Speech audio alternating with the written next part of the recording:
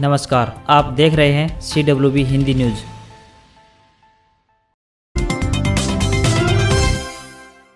कांग्रेस ने मांगी एलनाबाद पर रिपोर्ट, हाईकमान के पॉइंट वाइज कारण बताने के निर्देश। प्रदेश कांग्रेस में हावी गुटबाजी का जिक्र होना तय।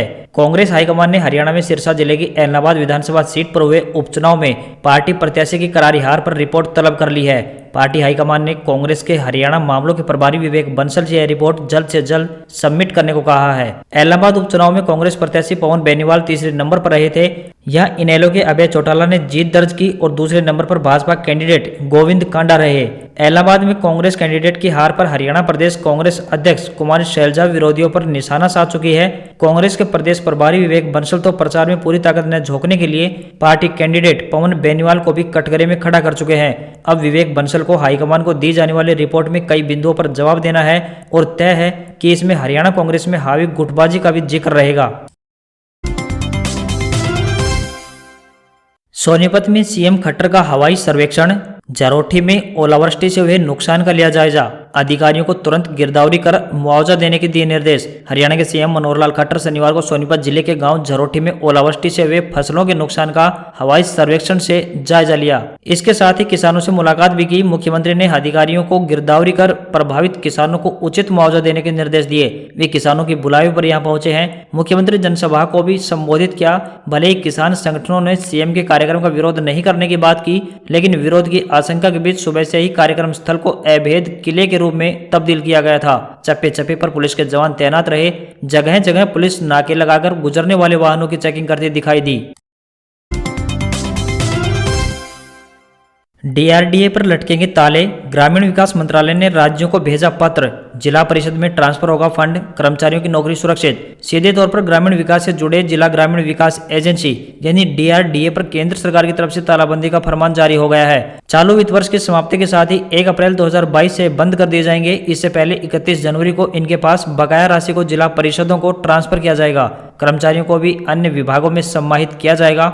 मनरेगा हो या पीएम आवास योजना या फिर सांसद निधि जैसी दर्जन वर्ष से ज्यादा ग्रामीण विकास की योजनाओं का क्रियान्वयन डीआरडीए से ही होता था। जहरीली हुई हवा, सांसों पर आफतकाल। देश के सबसे प्रदूषित 24 शहरों में 12 हरियाणा के 999 तक पहुंचा AQI।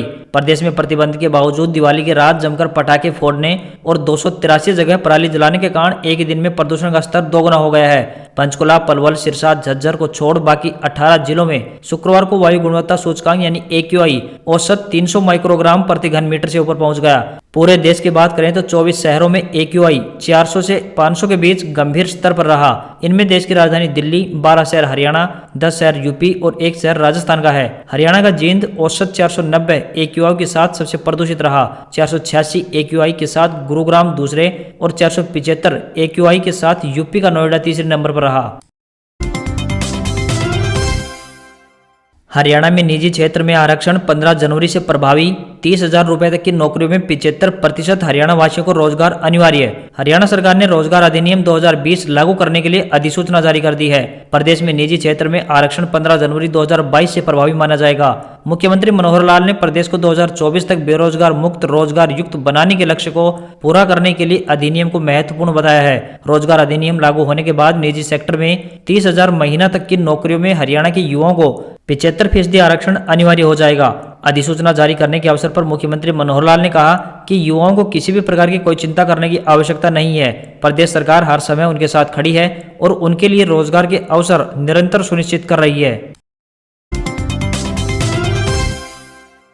इलाहाबाद पर सियासी पिक्चर चालू, उपचुनाव में मिली जीत को भुनाने में लगी इनेलो। चौटाला बोले किसानों के कहने पर फिर दे देंगे इस्तीफा।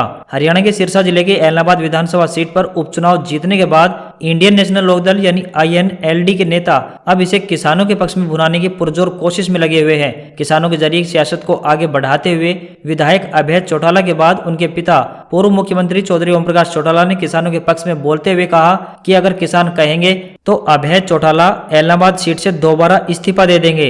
बता दें कि अभय चौटाला ने जनवरी 2021 में किसानों का समर्थन करते हुए ही ऐलनाबाद सीट से इस्तीफा दे दिया था। 4 दिन पहले 2 नवंबर को आए उपचुनाव के नतीजों में अभय चौटाला फिर से चुनाव जीत गए हैं। इनेलो सुप्रीमो पूर्व सीएम ओम प्रकाश चौटाला शनिवार को फतेहाबाद की जाट धर्मशाला में पहुंचे थे। यहां पत्रकारों से बात करते हुए चौटाला ने कहा कि इनेलो किसानों के संघर्ष में उनके साथ खड़ी हुई है। पटवारी ग्राम सचिव के पेपर की तारीख तय, 2 बार लिया आवेदन, लिखित परीक्षा का इंतजार खत्म। 26 से 28 दिसंबर को 2-2 सत्र में होगा पेपर। हरियाणा कर्मचारी चयन आयोग यानी HSSC ने रेवेन्यू पटवारी, नहर पटवारी और ग्राम सचिव की लिखित परीक्षा का समय तय कर दिया है। परीक्षा 26 दिसंबर से लेकर 28 दिसंबर तक 2 सत्रों में ली जाएगी। 18 दिसंबर को एडमिट कार्ड डाउनलोड होने शुरू हो जाएंगे। तीनों कैटेगरी में 2385 पदों को भरने के लिए भर्ती की प्रक्रिया की जा रही है। मुख्यमंत्री मनोहर लाल के नेतृत्व में हरियाणा सरकार ने केंद्र सरकार की तर्ज पर तेल की कीमतों में कमी के लिए पेट्रोल और डीजल की कीमतों में वैट को कम कर दिया है, जिसके बाद पूरे हरियाणा में जहां पेट्रोल की कीमत 106 रुपये 94 पैसे से घटकर 95 रुपये 27 पैसे रह गई है, वहीं डीजल की कीमत 98 रुपये 60 पैसे से घटकर 86 रुपये 51 पैसे रह गई है। हरियाणा की अपेक्षाकृत अन्य राज्यों में पेट्रोल और डीजल की कीमतें अभी ज्यादा हैं। पंजाब में जहां पेट्रोल 105 रुपये 2 पैसे है, तो वहीं दिल्ली में पेट्रोल की कीमत 103 रुपये 97 पैसे है। इसी तरह हिमाचल में पेट्रोल 96 रुपये 6 पैसे है। इसके अलावा राजस्थान में पेट्रोल की कीमत 111 रुपये 10 पैसे है। पंजाब में डीजल की कीमत 88 रुपये 76 पैसे है, तो दिल्ली में डीजल की कीमत 86 रुपये 67 पैसे है। वहीं राजस्थान में बात करें तो डीजल की कीमत 95 रुपये 71 पैसे है। इन राज्यों के आंकड़े बताते हैं कि हरियाणा में पेट्रोल और डीजल दोनों ही सस्ते हैं, जिसका सीधा फायदा प्रदेश की जनता को मिल रहा है। हज यात्रा हज 2022 के लिए हरियाणा सरकार ने मांगे आवेदन। कोरोना वैक्सीन की दोनों डोज अनिवार्य है। हरियाणा सरकार ने साल 2022 के दौरान प्रदेश से हज जाने के इच्छुक यात्रियों को पंजीकरण के लिए हरियाणा राज्य हज कमेटी के माध्यम से आवेदन आमंत्रित किए हैं। हरियाणा राज्य हज कमेटी के कार्यकारी अधिकारी सुभानदीन भट्टी ने इस बारे में जानकारी देते हुए बताया कि पंजीकरण के लिए आवेदन प्रक्रिया ऑनलाइन 1 नवंबर 2021 से आरंभ हो गई है, जो 31 जनवरी 2022 को समाप्त हो जाएगी। आवेदन ऑनलाइन, प्रत्यक्ष या राज्य हज कमेटी के माध्यम से किए जा सकेंगे। उन्होंने बताया कि हाजियों को सऊदी अरब जाने से 1 महीने पहले कोरोना वैक्सीन की दोनों डोज लगवानी अनिवार्य होंगी। पंजीकरण के लिए 300 रुपए का आवेदन शुल्क ऑनलाइन करना होगा। मौसम की जानकारी। जम्मू, हिमाचल और उत्तराखंड में बारिश के बाद बर्फबारी का अलर्ट। भारत के उत्तरी राज्य में अब मौसम का परिवर्तन साफ देखने को मिल रहा है।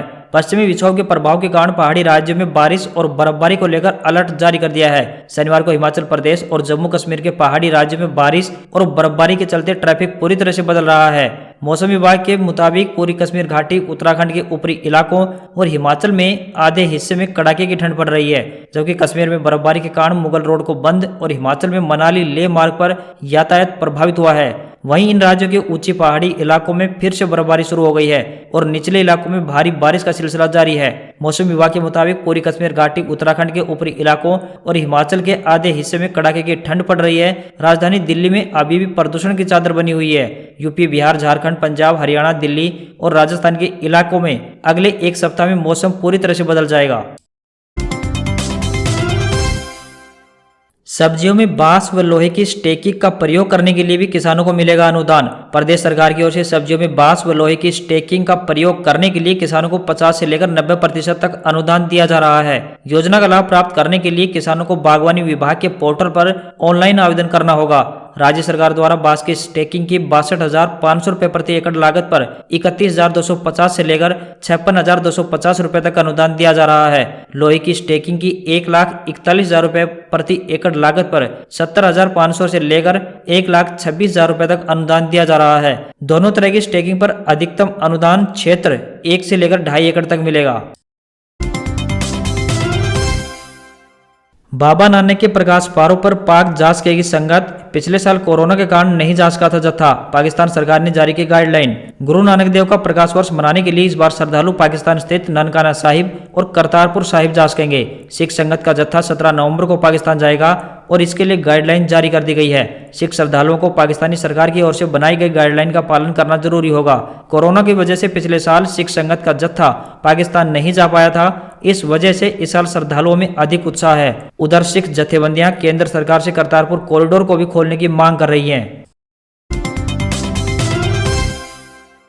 रूस में कोरोना बेकाबू, शनिवार को 41,335 नए केस मिले। पेड हॉलिडे के बावजूद एक दिन में नए संक्रमितों का यह सबसे बड़ा आंकड़ा। रूस में शनिवार को रिकॉर्ड नंबर में नए कोविड-19 केस मिले। बीते 24 घंटे में यहां 41,335 कोरोना के संक्रमित नए मामले आए हैं। इस महामारी की शुरुआत से लेकर एक दिन में अब तक का यह सबसे बड़ा आंकड़ा है। बीते दिन यहां 1,188 मरीजों की मौत भी हुई। संक्रमितों की यह रिकॉर्ड संख्या रूस में ऐसे समय सामने आई है जब देश में 30 अक्टूबर से 7 नवंबर तक पेड हॉलिडे घोषित किया हुआ है। राष्ट्रपति व्लादिमीर पुतिन ने बढ़ते कोरोना मामलों पर काबू पाने के लिए पेड हॉलिडे की घोषणा की है। इसका मकसद है कि ज्यादातर लोग घरों में ही रहें ताकि कोरोना के बढ़ते मामलों पर काबू पाया जा सके। मालूम हो कि मौजूदा समय में ज्यादातर केस राजधानी मॉस्को से सामने आ रहे हैं। रूस में कोविड वैक्सीनेशन की रफ्तार धीमी है। बता दें कि रूस ने कोरोना के खिलाफ स्पुतनिक 5 समेत कई टीके देश में विकसित किए हैं। इसके बावजूद अभी तक केवल 1/3 लोगों का ही टीकाकरण हुआ है।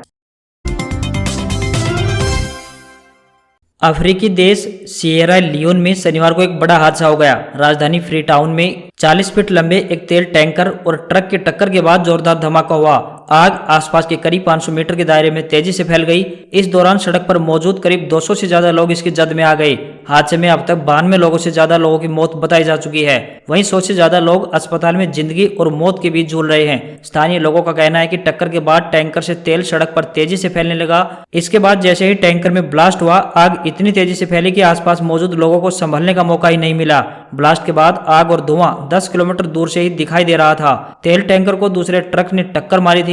हालांकि हादसे के पीछे के कारणों का अभी तक खुलासा नहीं हो पाया है। ब्लास्ट के बाद 92 से ज्यादा लोग घटनास्थल पर ही दम तोड़ चुके थे। घटना के बाद राजधानी फ्री टाउन के सभी अस्पतालों में इमरजेंसी जारी कर दी गई है।